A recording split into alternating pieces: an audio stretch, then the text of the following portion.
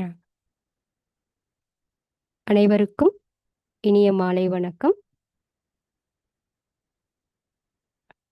நம்ம இன்னைய செஷன் இந்த 16வது நாள் 21 நாள் ஹார்ட்ஃபுல்னஸ் பயிற்சியை ஆழப்படுத்துதல்ங்கிற இந்த நிகழ்ச்சியில் இன்னைக்கு 16வது நாள்.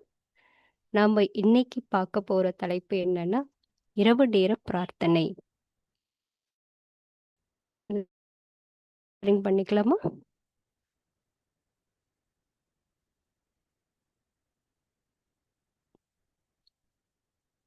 அனைவரும் மென்மையாக உங்கள் கண்களை மூடிக்கொள்ளுங்கள்.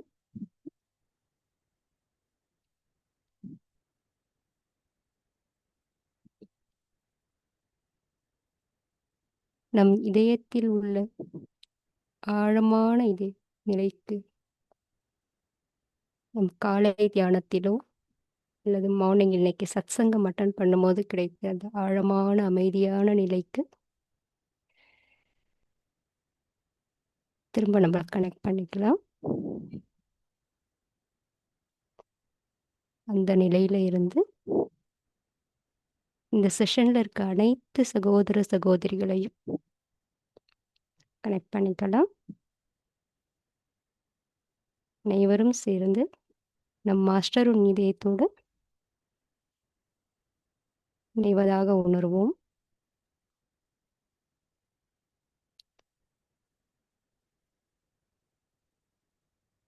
நமக்கு எந்த விதமான கவனச்சிதறல்களும் இன்றி திறந்த இதயத்துடன் நம் வணக்கத்திற்குரிய குருவிடம் வழிகாட்டுதலுக்கான ஒரு பிரார்த்தனையை செய்வோம். இன்றைய நிகழ்ச்சியில் நாம் என்ன தெரிஞ்சுக்கிறோமோ அதனோட சாராம்சத்தை எதிர்ப்புமின்றி அப்படியே உள்வாங்கி அதை ஏற்று நம்மளோட அன்றாட வாழ்க்கையில் அது நமக்கு பயன் தருமாறு கடைப்பிடிப்போம் அப்படிங்கிற ஒரு மனநிலையோடு ஒரு நிமிடம் தியானம் செய்வோம்.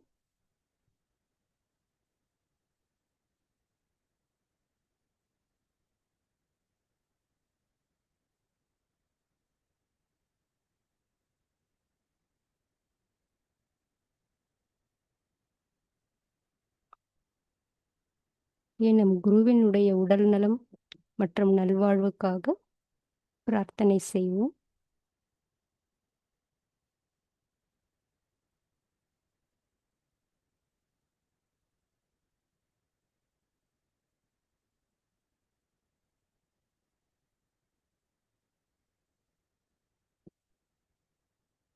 That's all.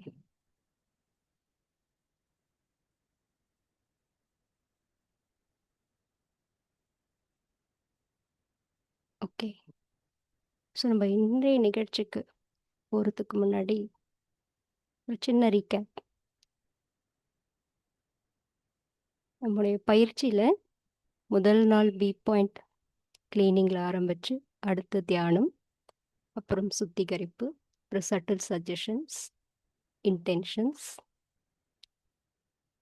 Universal prayer, 8 point meditation, 10வது நியமம் இவ்வளோ முடிச்சிருக்கோம். ஹோல் டே காலையிலேருந்து நைட்டு வரைக்கும் நம்ம பயிற்சியில் என்னெல்லாம் செய்யலாம், என்னெல்லாம் செய்கிறோம் அப்படிங்கிறத பார்த்தோம். இதில் இந்த ஏ பாயிண்ட் தியானம், அது புள்ளி ஏ தியானம் மற்றும் 10வது நியமம், அது ரொம்ப முக்கியம். அது செய்யறச்சதான் நம்ம இன்னைக்கு பார்க்க போகிற அந்த இரவு நேர பிரார்த்தனை அப்படிங்கிற ஒரு விஷயத்தோட எஃபெக்ட் எப்படி இருக்குங்கிறத நம்ம உணர முடியும். இப்போ நம்ம ஏற்கனவே 10வது நியமத்தில் என்ன செய்கிறோம், நமக்கு தெரிஞ்சோ தெரியாமலோ தெரியாமல் செய்த அனைத்து விஷயங்களும் நீங்கள் தான் பார்த்துக்கணும். கம்ப்ளீட்டாக அவர்கிட்ட அது என்னை விட்டு போகணும் இல்லை அதை நீங்கள் தான் பார்த்துக்கணும். அது திரும்ப நான் அதை செய்யாமல் இருக்கிறதுக்கு கம்ப்ளீட்டாக அந்த கில்ட் ஃபீலிங் போகிறதுக்கு பணிவோடு அவர்கிட்ட சரண்டராய் மன்னிப்பு கேட்குறோம். திரும்ப அதை செய்ய மாட்டோம் அப்படிங்கிற ஒரு பிரார்த்தனையும் அவர் முன்னாடி நம்ம சப்மிட் பண்ணுறோம். இந்த மாதிரி பிரார்த்தனை செய்யறதுனால நமக்கு என்ன ஆகுது? முதல்ல இந்த 10th மேக்ஸிம், அதாவது நமக்குள்ள இருக்கிற அந்த அன்இன்டென்ஷனலா தெரியாம செய்த தவறுகள், அதாவது உங்க மேல இருக்கிற அந்த கவனத்துல இருந்து எந்த விஷயம்லாம் என்னை வந்து தள்ளி கொண்டு போகுதோ அதை திரும்ப உங்களை நோக்கி கொண்டு வர்றதுக்கு தடையா இருக்கிற எல்லா விஷயத்தையும் பார்த்துக்கோங்க அப்படிங்கிற ஒரு பிரார்த்தனை தான் நம்ம பண்றோம் இந்த 10வது நியமப்படி. அது செய்யறதுல என்ன ஆகுதுன்னா, ஃபர்ஸ்ட் நாம என்ன பண்றோம், நம்ம கிட்ட என்ன தப்பு இருக்கு, நம்ம ஏதோ தெரிஞ்சோ தெரியாமலோ அது பண்ணியிருக்கோங்கிற ஒரு அக்செப்டன்ஸ் நமக்குள்ள வருது. அந்த அக்செப்டன்ஸ் வந்துட்டு அதை நீங்க தான் சரி பண்ணணும் அப்படிங்கிற அவர்கிட்ட அவருடைய பாதத்துல வைக்கும் பொழுது நம்மள அறியாம நமக்குள்ள ஒரு சரண்டர் வருது. சரண்டர். ஸோ கம்ப்ளீட்டா அவர்கிட்ட நம்மள ஒப்படைக்கிறோம். அப்படி நம்ம உணர்ந்து கடவுள்கிட்ட ஒப்படைக்கும் பொழுது என்ன ஆகும்னா, நம்ம இதயத்துல ஒரு விதமான வெற்றிடம் உருவாகும். இப்போ நம்ம எல்லாருமே அனுபவிச்சிருக்கோம். வாழ்க்கையில நிறைய ப்ளஸ் அண்ட் மைனஸ் நிறைய நடந்திருக்கலாம். எப்பவாவது ஏதாவது ஒரு விஷயம் நம்ம ரொம்ப டிஸ்டர்ப் பண்ணுது, இல்லை நம்மள மீறி நம்ம வந்து அழற நிலைமைக்கு போகும் பொழுது, அழுது முடிச்சது என்ன ஆகுது கவனிச்சிருக்கீங்களா? இது ஆண்களா இருந்தாலும், சகோதரர்களா இருந்தாலும் சரி, இல்லை சகோதரிகளா இருந்தாலும் சரி, அழுது முடிக்கிறச்ச நமக்குள்ள ஒரு விதமான ஒரு லேசான உணர்வு வரும். வி ஃபீல் வெக்கம். ஏதோ ஒரு இதயம் வந்து ஓப்பன் ஆயிட்டு ஒரு விதமான அமைதி, இல்லை ஒரு விதமான லேசான ஃபீலிங் வரும். அது எதனால வருது? கம்ப்ளீட்டா நம்ம வந்து கடவுள்கிட்ட ஒப்படைக்கும் பொழுது, இது நான் இல்லை, என்னால முடியாது, நீங்க பார்த்துக்கோங்கன்னு கொடுக்கும் பொழுது என்ன ஆகுதுன்னா, அந்த ஏற்படுற அந்த வெற்றிடம் இயற்கையாகவே கடவுள் நம்மளை நோக்கி வர்றதுக்கான ஒரு ஆஸ்மாசிஸ்ன்னு இங்கிலீஷ்ல சொல்லுவாங்க. அது வந்து இந்த வெற்றிடம் என்ன பண்ணுதுன்னா, அவருடைய அட்டென்ஷனை நம்மளை நோக்கி இழுக்கிறதுக்கு உதவுது அப்படிங்கிறத சொல்லுவாங்க. ஏன்னா எதுக்காக இதை சொல்றோம்னா, இப்போ ஒருத்தர் வந்து ஒரு நாள் ஃபுல்லா கையில லக்கேஜ் எடுத்துக்கிட்டு, இப்போ நம்மளே ட்ரெயின்ல போறோம்னு வச்சுக்கோங்களேன், ஏதோ ஒரு ஊர் விட்டு ஊருக்கு போறோம், டிக்கெட் புக் பண்ணிட்டோம், ஃபுல்லா லக்கேஜ் எல்லாம் எடுத்துட்டு ரயில்வே ஸ்டேஷனுக்கு போறோம். நல்ல 2 பெரிய பெட்டி ஃபுல்லா லக்கேஜ் எடுத்துட்டு ரயில்வே ஸ்டேஷன் கிட்ட போனா, அங்க வந்து எஸ்கலேட்டர்லாம் கிடையாது. படிக்கட்டில் ஏறி இறங்கணும் பிளாட்ஃபார்ம் போறதுக்கு. அந்த வெயிட்டை சிரமமா தூக்க முடியாம தூக்கி எடுத்துட்டு போய் ஒரு வழியா ட்ரெயின் கிட்ட போயிட்டு, ட்ரெயின்ல எடுத்து உள்ள ஏறின உடனே நம்ம என்ன பண்ணுவோம்? ஃபர்ஸ்ட் லக்கேஜை வந்து முதல்ல நம்ம சீட்டு எதுன்னு பார்த்துட்டு முதல்ல நம்ம கிட்ட இருந்து கழட்டி வச்சிருவோம். ஏன் அந்த மாதிரி செய்கிறோம்? At the end of the day, காலையிலேருந்து ஈவினிங் வரைக்கும் தெரிந்தோ தெரியாமலோ நம்முடைய ஃபுல் ரொட்டீன் கான்ஷியஸாக டெய்லி நம்ம செய்கிற எல்லா வேலைகளையும் முடிச்சுட்டு நைட்டு படுக்க போகும் பொழுது எந்த மனநிலையில் இருப்போம்?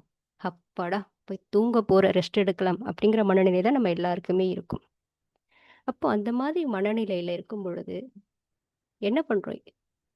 நீங்கள் அந்த காலத்துலலாம் பார்த்தீங்கன்னா, நம்மளோட பெற்றோர்கள், இப்போ எல்டர்ஸாக இருந்தீங்கன்னா நம்மளோட அப்பா அம்மாக்கள், இல்லை ரொம்ப யங்ஸ்டர்ஸாக இருந்தீங்கன்னா பெரியவங்க, அதாவது கொஞ்சம் வயதானவர்கள், நம்ம வீட்டில் தாத்தா பாட்டிலாம் பார்த்தீங்கன்னா, அவங்க உட்காந்து கண்ணை மூடி நைட்டு படுக்க போகிறதுக்கு ஒரு 5 நிமிஷம் முன்னாடி கண்ணை மூடி உட்காந்துக்கிட்டு இருப்பாங்க.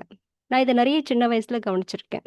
என்னோட தாத்தா கிட்ட அப்பா கிட்டலாம் நானும் கேட்டிருக்கேன்.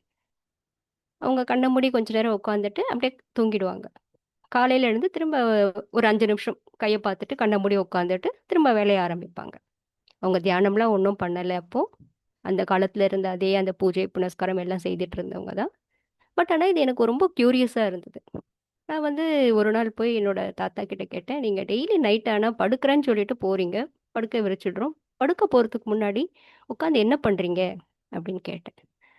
அப்போ வந்து என்னோட தாத்தா வந்து சொன்னார், நம்ம வந்து இந்த ஹோல் டே என்னெல்லாம் நடந்ததோ தெரிந்தோ தெரியாமலோ கடவுளுடைய பிளெஸ்ஸிங்ல தான் நமக்கு கிடைச்சிருக்கு. ஸோ ஃபர்ஸ்ட் இன்னைய நாள் நல்லபடியா நடந்ததுக்கு நன்றி சொன்னேன். ஓகே. அப்புறம் என்ன பண்ணீங்க? அதுல நமக்கு வந்து ஏதாவது 1, 2 விஷயங்கள் தப்பா இருக்கும். இல்ல நம்ம செய்யற வேலையிலே, ஓ இது மிஸ் ஆயிடுச்சு. ஓ இது சரி பண்ணணும். ஓ இன்னைக்கு இந்த தப்பு பண்ணிட்டோமா? ஓகே நாளைக்கு அந்த வேலை. ஸோ நம்ம இன்னைய வேலையெல்லாம் எப்படி நடந்தது அப்படிங்கிறத கம்ப்ளீட்டா ஸ்கேன் பண்ணிடுறேன். அண்ட் அடுத்த நாள் என்ன வேலை பண்ணணும்னு பிளான் பண்ணுவாராம். ஸோ இதை பண்ணிட்டு கடவுள்கிட்ட எல்லாத்தையும் ஒப்படைச்சிட்டு தூங்கிடுவாராம். திரும்ப அடுத்த நாள் காலையில எழுந்த உடனே திரும்ப கையை பார்ப்பார். என்ன பண்றாரு அப்படின்னு சொல்லிட்டு அதையும் கேட்டேன். அதுக்கு அவர் சொன்னாரு, காலையில எழுந்ததும் திரும்ப கடவுள்கிட்ட இன்றைய நாள் நல்லபடியா நடக்கணும் அப்படின்னு பிரார்த்தனை பண்ணிட்டு, நான் வந்து இன்னைக்கு என்னென்ன வேலை இருக்கோ ஏற்கனவே நேத்து யோசிச்சு வச்சிருந்தேன். ஸோ அந்த வேலையை எப்படி பண்ணணுன்ற பிளானிங் எடுத்துட்டு ஐ ஸ்டார்ட் மை டே அப்படின்னு சொல்லிட்டு சொன்னாரு. இது வந்து ஜென்ரலா நம்ம எல்லாருமே பண்ற விஷயம்தான். படுத்த உடனே நைட்டு தூக்கம் வருதான்னு கேட்டா கிடையாது. ஏன் வர்றது இல்லைன்னா we scan our self. So இங்க இரவு நேர பிரார்த்தனை பண்றதுக்கு சில ப்ரீ ரெக்வசிட்ஸ் இருக்கு. ஏற்கனவே நான் வே பாயிண்ட் தியானம் பண்ணியாச்சு. அதுக்கு அடுத்து நியமம் பண்ணியாச்சு. அது முடிஞ்ச உடனே இந்த இரவு நேர பிரார்த்தனைங்கிறது நம்ம காலையில தியானத்துக்கு சொல்ற அதே ஹார்ட்ஃபுல்னஸ் பிரார்த்தனை தான். அதை செய்யும் பொழுது எந்த மனநிலையில செய்யறோம், எப்படி செய்யறோம், அது செய்யற விதத்தை பொறுத்து அதனுடைய எஃபெக்ட் மாறுது. இப்ப காலையில நம்ம தியானம் என்ன பண்றோம்? ஜஸ்ட் ஒரு தடவை கண்ணை மூடி, ஓ மாஸ்டர், மனித வாழ்வின் உண்மை லட்சியம் நீரே, நாங்கள் இன்னும் ஆசைகளுக்கு அடிமைகளாயிருப்பது எங்கள் முன்னேற்றத்தை பாதிக்கிறது. எம்மை அந்நிலைக்கு அழைத்துச் செல்லும் ஒரே தெய்வமும் சக்தியும் நீரே. இதுதான் ப்ரேயர் நம்ம சொல்றோம். அது ஒரு தடவை தான் சொல்றோம் காலையில. சொல்லிட்டு we start our meditation. Night யூஸ்வலா நம்ம வெளியே போயிட்டு வந்தோம்னா, டெய்லியே யார் வேணா எடுத்துக்கலாம். வெளியே போயிட்டு வந்தோம்னா என்ன பண்ணும்? செப்பல் கழட்டிட்டு தான் வீட்டுக்குள்ள வரும். இதே மாதிரி இப்போ கோவில்களுக்கெல்லாம் போறச்சு செப்பல் கழட்டிட்டு தான் உள்ள போறோம். ஏன் அந்த மாதிரி பண்றோம்? அஃப்கோர்ஸ் சயின்டிஃபிக்கா சொல்லலாம், ஹைஜீன். இந்த மாதிரி படுக்க போறதுக்கு முன்ன, இரவு நேர பிரார்த்தனைக்கு முன்ன எப்படி நம்ம செப்பல் கழட்டுறோமோ அந்த மாதிரி நமக்குள்ள இருக்கிற கிரெடிட்ஸ் அண்ட் டெபிட்ஸ், டெய்லி நடந்த விஷயங்கள் எல்லாத்தையும் எடுத்து அவர் பாதத்துல வச்சுட்டு, அதுக்கப்புறமா அது நீங்க பார்த்துக்கோங்க, கம்ப்ளீட்டா உங்ககிட்ட ஹேண்ட் ஓவர் பண்ணிடுறேன் அப்படிங்கிற ஒரு மனநிலையோட. நார்மலா பிரார்த்தனை எப்படி பண்ணணுங்கிறது ஏற்கனவே பிரார்த்தனை செஷன்ல சொல்லியிருப்பாங்க. இருந்தாலும் ஜஸ்ட் டு ரீகனெக்ட், பிரார்த்தனைங்கிறது வார்த்தைகள்ல கிடையாது, திரும்ப திரும்ப ஜபிக்கிறதுல கிடையாது. கம்ப்ளீட்டா உணர்வு பூர்வமாக அதனுடைய அர்த்தத்தை உள்வாங்கி அந்த அர்த்தத்தினுடைய சாராம்சத்தை, எசன்ஸ், அதன் மேல தியானம் பண்ணணும். ஸோ நைட்டு பண்ற பிரார்த்தனை ஒரு தடவைக்கு 2 தடவை நம்ம ப்ரேயரை முதல்ல ஆரம்பிச்சிருந்தீங்கன்னா, பிகினர்ஸா இருந்தீங்கன்னா, ஒரு தடவைக்கு 2 தடவை 3 தடவை இந்த பிரார்த்தனையை திரும்ப திரும்ப சொல்லி பார்த்துட்டு அதனுடைய அர்த்தத்தின் மீது ஒரு 10லேருந்து 15 நிமிஷம் கம்ப்ளீட்டா தியானம் பண்ணணும். ஆழ்ந்த நிலையில எப்படி தியானம் பண்ணணும்? கம்ப்ளீட்டா நம்முடைய எல்லாத்தையும் அவர்கிட்ட சரண்டர் பண்ணிட்டு நம்மளோட ஆழ் மனநிலைக்கு போயிட்டு heart full of love and devotion கம்ப்ளீட்டா இறங்கி, ஐயா நீங்க தான் பார்த்துக்கணும் அப்படிங்கிற ஒரு மனநிலை. இது நம்ம பிரார்த்தனையோட சாராம்சம் ஏற்கனவே ப்ரேயர் செஷன்ல சொல்லியிருப்பாங்க. இருந்தாலும் ஜஸ்ட் டு ரீகனெக்ட், இன்னைக்கு செஷனுக்கு அது தேவைப்படுறதுங்கிறதுனால ஜஸ்ட் அதை பார்க்கலாம். இப்போ நம்ம பிரார்த்தனையில ஃபர்ஸ்ட் லைன் ஓ மாஸ்டர். அஃப்கோர்ஸ் மாஸ்டருங்கிறது இந்த இடத்துல நீங்க நம்ம குருவையும் எடுத்துக்கலாம், இல்லை நீங்க யாரை வந்து உங்களுக்கு மேன்மையானவர் நினைக்கிறீங்களோ, அல்மைட்டி கடவுள், நீங்க யாரை உங்களுடைய எடுத்துக்கிறீங்களோ அவங்கள நடத்துக்கலாம். ஸோ ஓ மாஸ்டர், மனித வாழ்வின் உண்மை லட்சியம் நீரே. இது சொல்றச்ச நீங்க நம்ம ஒரு விஷயத்த கவனிக்கணும். காலையில எழுந்து தியானம் பண்றோம், ஃபுல் ரொட்டீன், வேலைக்கு போறோம், வீட்டில் வேலை பார்க்குறோம், ஆஃபீஸ்க்கு போகிறோம், டிரான்ஸ்போர்ட் பஸ்ஸில் போயிட்டு வரப்போ, அண்ட் நம்ம சொந்தக்காரங்களை பார்க்குறோம், 4 பேர்கிட்ட பேசுகிறோம், கடைக்கு போகிறோம், திரும்ப வீட்டுக்கு வரோம், நிறைய விஷயங்கள் நடக்குது, டிவி பார்க்குறோம். ஸோ நமக்கு தெரிஞ்சோ தெரியாமலோ ஏகப்பட்ட விஷயங்கள், ஏகப்பட்ட எண்ண சிதறல்கள் நமக்குள்ள இருக்கு. அப்படி இருக்கும் பொழுது, திரும்ப திரும்ப அஃப்கோர்ஸ் நம்ம பிராக்டிஸ்ல we have suggestion. Subtle suggestion சொல்றதுல நம்ம என்ன பண்றோம்னா, திரும்ப திரும்ப அந்த விஷயங்கள சொல்லி, அதாவது இந்த சட்டில் சஜஷன் 3ன்னு சொல்லி we are trying to reconnect. காலையில இருந்து அந்த தியானத்தோட ஸ்டேட்டோடவோ, இல்ல இந்த சட்டில் சஜஷன் சொல்லி நம்மள ரிமைண்ட் பண்ணிக்கிறோம். கடவுளோட சேர்ந்து இருக்கிறத ரிமைண்ட் பண்ணிக்கிறோம். அதே மாதிரி நான் இந்த ஃபர்ஸ்ட் லைன் பிரேயர் நம்ம வந்து நைட்டு சொல்றச்ச, நம்முடைய வாழ்க்கையோட உண்மையான லட்சியம் என்ன? நீங்க தான். கோல் என்ன? கடவுள் தன்மை அடைறது. ஸோ நீங்க தான் எங்களோட வாழ்க்கையோட உண்மையான லட்சியம். உண்மையை அடைவதே நீங்க தான் எங்களுடைய லட்சியம் அப்படிங்கிறத we are trying to recall and reconnect. அதான் ஃபர்ஸ்ட் லைன். இது சொல்றதுனால என்ன ஆகுது அப்படின்னு பார்த்தோம்னா, இப்போ நான் ஃபர்ஸ்ட் சொன்ன ஒரு சின்ன எக்ஸாம்பிள், அதாவது நம்ம ட்ரெயின்ல போறச்ச மொத்த வெயிட்டையும் கழட்டி வச்சுட்டு, எல்லா லக்கேஜையும் எடுத்து இறக்கி வச்சுட்டு, சேர்ல நிம்மதியா நம்ம நம்ம சீட்ட பார்த்துட்டு உட்காந்துட்டு, அப்போ ஒரு நிம்மதி இருக்கும் பார்த்தீங்களா? அந்த வெயிட்ட தூக்கிட்டு வந்தத கழட்டி வச்சுட்டு ஃப்ரீயா உட்காரும் பொழுது, அந்த ஒரு அமைதி, அந்த ஒரு நிம்மதி ஃபர்ஸ்ட் நமக்கு கிடைக்கும். ஸோ, இந்த ஃபர்ஸ்ட் லைன் சொல்றதுல வி ஆர் ரீஇன்ஸ்டேட்டிங் நம்மளுடைய கோல் என்னங்கிறத திரும்ப ஒரு தரம் நாமளே ஞாபகப்படுத்தி பார்த்துக்கிறோம். 2வது, இன்னும் ஆசைகளுக்கு அடிமைகளா இருப்பது அப்படின்னு நம்ம சொல்றச்ச, என்னன்னா, ஒரு சின்ன எக்ஸாம்பிள். இப்போ வந்து நம்ம வீட்ல குழந்தைங்கள்லாம் இருந்தா நம்ம பார்த்துருப்போம். அது பாட்டுக்கு காலையில இருந்து இப்போ ஒரு ஒரு குழந்தைய கொண்டு போய் ஒரு பிளே கிரவுண்ட்ல விட்டுரும்னு வச்சுக்கோங்களேன். பெரியவங்கன்னா திரும்ப நம்ம கிட்ட வந்துருவாங்க. அதே சின்ன குழந்தையா இருக்குன்னு வச்சுக்கோங்க. ஒரு 1 வயசு, 2 வயசு குழந்தை இருந்ததுன்னா, அது நம்ம கவனிச்சு நம்மள சுத்தி ஒரு பர்ட்டிகுலர் டிஸ்டன்ஸ்ல தான் விளையாடிட்டு இருக்கும். ஒரு 50 மீட்டரோ, 100 மீட்டரோ நம்மள சுத்தி விளையாடிட்டு இருக்கும். அது என்ன விளையாடினாலும் அதோட கண்ணோ, அதோட எண்ணமோ, அட்டென்ஷனோ நம்ம மேல இருந்துகிட்டே இருக்கும். திடீர்னு தவறுதலா அது விளையாட்டுல ஈடுபாடா நல்லா உள்ள போயிடுச்சு அந்த குழந்தை. தெரியாம அது ஃப்ரெண்ட்ஸோட இல்ல பிள்ளைங்களோட விளையாடிட்டே அது தள்ளி போயிடுறது. போயிட்டு கொஞ்ச நேரம் விளையாடின உடனே அதுக்கு அம்மாவோட ஞாபகம் வந்து தேடுது. தேடுறச்ச பார்த்தா சுத்தில அம்மாவ காணோம். அது பாட்டுக்கு அழுதுட்டு அப்படியே தேடி அங்க இங்க அசைஞ்சுட்டு, கொஞ்சம் தூரத்துல அம்மாவோட குரல் கேட்டவுடன் திரும்பி பார்க்கும்பொழுது அந்த குழந்தையோட மனநிலை எப்படி இருக்கும்? கண்ல இருந்து தண்ணியா தார தாரையா கொட்டிட்டு ஓடி வந்து தன்னோட அம்மாவ வந்து அரவணைக்கும் இல்லையா? அந்த மனநிலை. அந்த மனநிலை எப்ப வரும்? எப்போனா, நாம இருக்கிற ஸ்டேட் இந்த செகண்ட் லைன்ல நம்மளுக்குள்ள இருக்கிற அந்த ஆசைகள், இச்சைகளுக்கு நம்ம அடிமைகளா இருக்கிறோம். தெரிஞ்சோ தெரியாமலோ வி ஹேவ் தட் பேக்கேஜ். அது என்ன வந்து உங்கள நோக்கி வர்றது தடுக்குது அப்படிங்கிற நம்மோட ஒரிஜினல் ஸ்டேட். நான் இப்ப இந்த நிலையில தான் இருக்கேன். எனக்குள்ள ஏகப்பட்ட விஷயங்கள் என்ன மேல வரவிடாம தடுக்குது அப்படின்னு சொல்றச்ச, நம்மள அறியாம நம்மோட உள்ள இருக்கிற அந்த ஹானஸ்டி, உண்மை வந்து வெளியே வர்றது. அவர்கிட்ட ஐயா நான் திஸ் இஸ் மை ஸ்டேட். நான் இப்படிதான் இருக்கேன். என்ன தயவு செய்து இந்த நிலையில இருக்கிற என்ன கூட்டிட்டு போங்க அப்படிங்கிற ஒரு ஹியூமிலிட்டி, ஹம்பிள்னஸ். ஏன்னா என்னால முடியல. You are going to help மீங்கிற ஹம்பிள்னஸும் அந்த இடத்துல ஆட்டோமேட்டிக்கா நமக்குள்ள வர்றது. அண்ட் அஃப்கோர்ஸ் 3வது லைன். இப்போ நமக்கு ஒரு விஷயம் தெரியலைன்னா, மேக்ஸ் தெரியலைன்னா மேக்ஸ் வாத்தியார், இங்கிலீஷ் தெரியல இங்கிலீஷ் வாத்தியார்.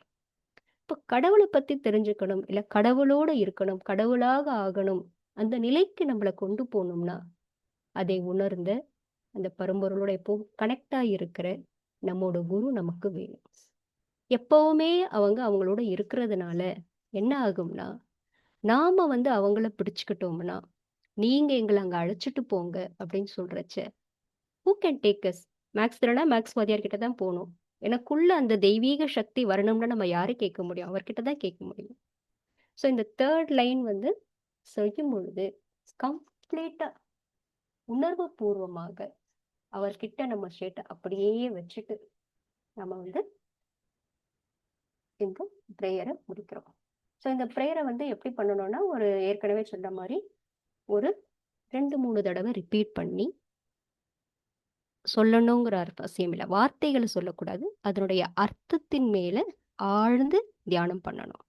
அது எப்படி பண்றதுங்கிறது நம்ம இன்னும் ஒரு 2 நிமிஷத்துல பார்க்கலாம். இதை எதுக்கு பண்றோம்? இப்போ நம்ம காலையில தியானம் பண்ணும் பொழுது ஃபுல் அவேர்னஸ்ல முழிச்சிருக்கும் பொழுது தியானம் பண்றோம். ஹோல் டே நம்ம வேலைகளை முடிச்சிடுறோம். நைட்டு படுக்க போறச்ச நமக்கு எந்த இதுவும் இல்லை, எல்லாம் முடிச்சாச்சு, அப்பா I'm going to take rest அப்படிங்கிற ஒரு மனநிலையில நம்ம போய் படுக்க போறோம்.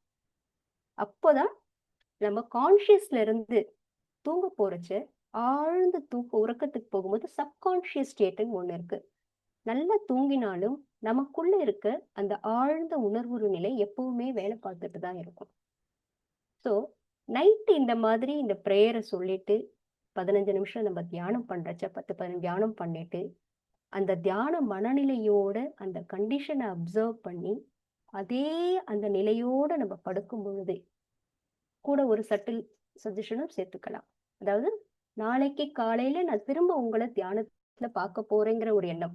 லைக் அது எப்படின்னா மீட்டிங் ஃபிக்ஸ் பண்ணிடுவோம் நம்ம நைட்டே படுக்கும் பொழுது நம்ம கடவுள்கிட்ட. ஸோ காலையில I'm going to do my meditation அது சொல்லி அந்த ஒரு சின்ன சட்டில் ஐடியாவும் மனசுல வச்சுட்டு படுத்தோம்னா காலையில எந்திரிக்கும் பொழுது ஜாய்ஃபுல்லா தியானம் பண்ண முடியும். நைட்டு ப்ரேயரை நல்லா பண்ணோம்னா காலையில தியானம் பண்ணும் பொழுது ஆட்டோமேட்டிக்கா அந்த ப்ரேயரோட எஃபெக்ட் தியானத்துல உட்காரறதுக்கு ரொம்ப வசதியா இருக்கும், ரொம்ப எளிமையா இருக்கும், நேச்சுரலா உள்ள வந்து ஆழ்ந்த தியானத்துக்கு போக முடியும். இதுக்கு எக்ஸாம்பிள் என்ன சொல்லுவாங்கன்னா, அந்த காலத்துல நம்ம அந்த காலம் இல்லை இப்போ கூட கிராம பக்கம்லாம் பார்த்தோம்னா கறி அடுப்பு இருக்கும் இல்லையா, விறகு அடுப்பு இருக்கும். அதுல ஃபுல்லா அடுப்பு ஃபுல்லா பத்த வச்சு ஃபோல் டே நம்ம என்ன யூஸ் பண்றோமோ சமையல்லாம் முடிச்சதுக்கு அப்புறம் நைட்டு பாட்டிகளோ அம்மாக்களோ என்ன பண்ணுவாங்கன்னா அந்த அடுப்பு அதில் இருக்க அந்த கறியெல்லாம் இருக்கு இல்லையா, விறகெல்லாம் வெளியே எடுத்துட்டு அது உள்ள ஒரு 2-3 கறி துண்டு இருக்கும், அதை அப்படியே விட்டுருவாங்க, மேலே சும்மா ஒரு பாத்திரத்தை வச்சுட்டு அப்படியே விட்டுருவாங்க. அடுத்த நாள் காலையில எப்படி அந்த அடுப்பை பத்த வைப்பாங்கன்னா ஒரு ஊதுகோல் இருக்கும், அதை வச்சு ஊதுவாங்க.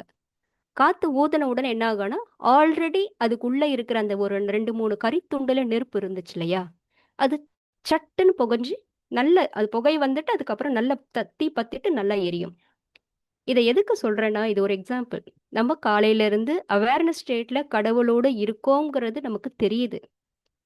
தெரிஞ்சுட்டு நைட்டு படுக்க போகும் பொழுது இந்த பிரார்த்தனை பண்ணிட்டு படுக்கும் பொழுது என்ன ஆகுதுன்னா ஆட்டோமேட்டிக்கா அந்த கறியில இருக்கிற கங்கு போல அந்த அடுப்புக்குள்ள இருக்கிற அந்த கறி துண்டு போல நம்மோட இதயத்துக்குள்ள நம்ம சப்கான்ஷியஸ்ல ஆழ்ந்த மனநிலையில கடவுளோட நம்மள அறியாம நம்ம கனெக்ட் ஆயிருக்கோம்.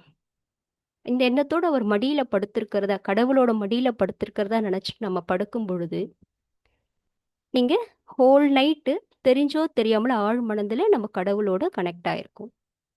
காலையில எழுந்ததும் திரும்ப பி பாயிண்ட் கிளீனிங் முடிச்சுட்டு தியானம் ஆரம்பிக்கும் பொழுது என்ன ஆகுதுன்னா இந்த ஊதுகோல் வச்சு ஊதுற மாதிரி இந்த ப்ரேயர் சொன்ன உடனே டக்குன்னு நெருப்பு பத்தி எரியற மாதிரி தியானம் ஆட்டோமேட்டிக்கா நம்ம திரும்ப we are reconnecting with the divine. அதனால 24 மணி நேரமும் விழிப்பு நிலையிலையும் ஆழ்ந்த உறக்க நிலையிலையும் திரும்ப காலையில விழிப்பு நிலையிலையும் தெரிஞ்சோ தெரியாமலோ சைக்கிள் கம்ப்ளீட் ஆகுது. நம்ம கடவுளோட நம்ம இதயத்துக்குள்ள நம்மோட நம்ம கனெக்ட் ஆகியே இருக்கும் ஃபுல் டே. அதனால இந்த பிரார்த்தனை ரொம்ப முக்கியம். இதை எப்படி செய்யணுங்கிறத இப்போ நம்ம ட்ரை பண்ணலாமா? ஜஸ்ட் ஒரு 3 மினிட்ஸ். எல்லாரும் மென்மையாக கண்களை மூடிக்கொள்ளுங்கள். இந்த பிரார்த்தனையை சொல்லும் பொழுது அதனுடைய வரிகளை அப்படியே ஃபாலோ பண்ணி அதனுடைய அர்த்தத்தை மனசுல பதிய வச்சுட்டு உள் வாங்கிட்டு அதன் மீது தியானம் செய்வோம். ஃபர்ஸ்ட் டைம் சொல்லும் பொழுது ஓ மாஸ்டர், மனித வாழ்வின் உண்மை லட்சியம் நீரே.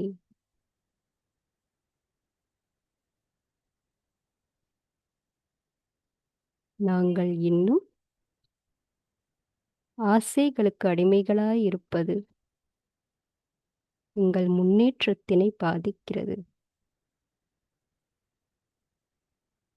எம்மை அந்நிலைக்கு இட்டுச் செல்லும் ஒரே தெய்வமும் சக்தியும் நீரே.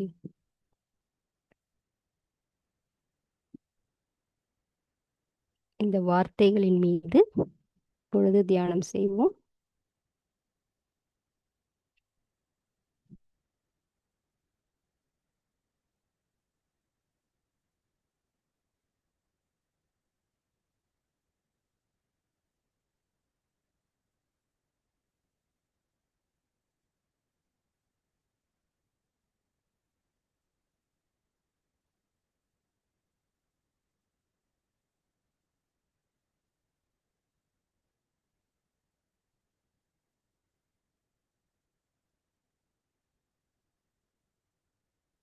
திரும்ப அதே ப்ரேயரை நான் ரிப்பீட் பண்ணுறேன்.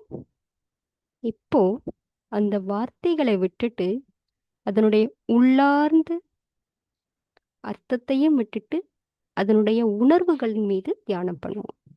So we are vibing the words. O master, மனித வாழ்வின் உண்மை லட்சியம் நீரே.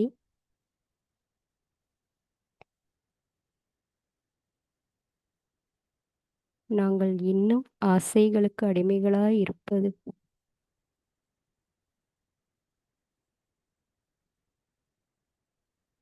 எங்கள் முன்னேற்றத்தினை பாதிக்கிறது.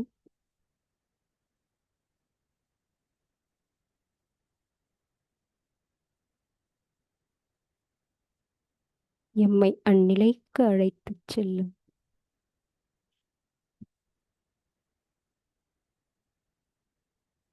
ஒரே தெய்வமும் சக்தியும் நீரே.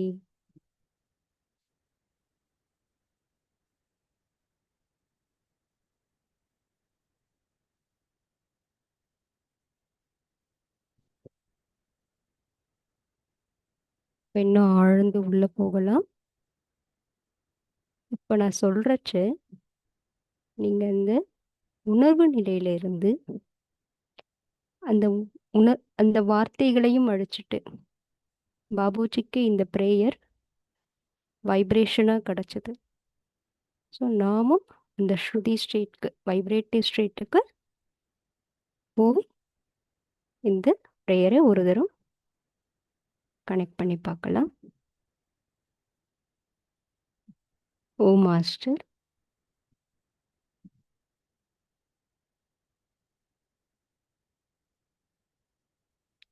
மனித வாழ்வின் உண்மை லட்சியம் நீரே.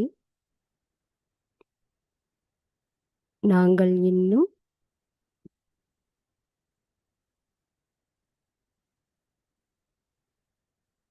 ஆசைகளுக்கு அடிமைகளாயிருப்பது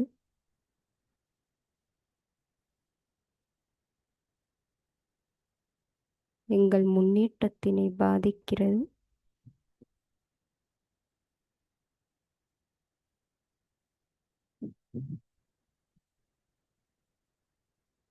எம்மை அந்நிலைக்கு அழைத்துச் செல்லும். ஒரே தெய்வமும் சக்தியும் நீரே.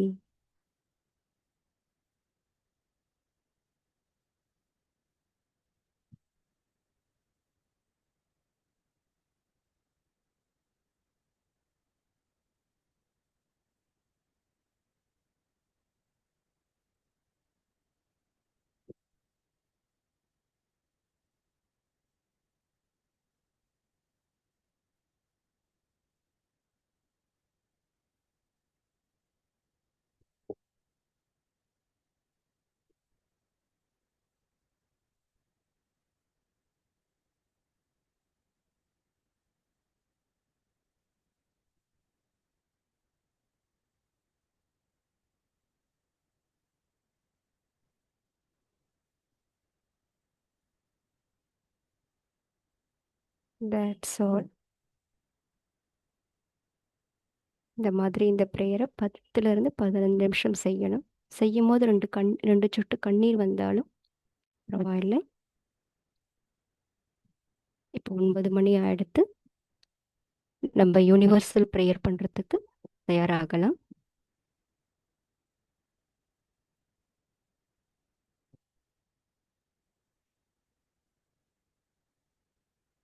அனைத்து சகோதர சகோதரிகளும் அன்பு மற்றும் பக்தியால் நிரப்பப்படுகிறார்கள்.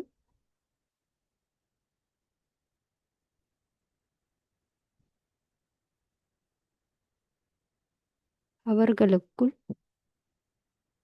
உண்மையான நம்பிக்கை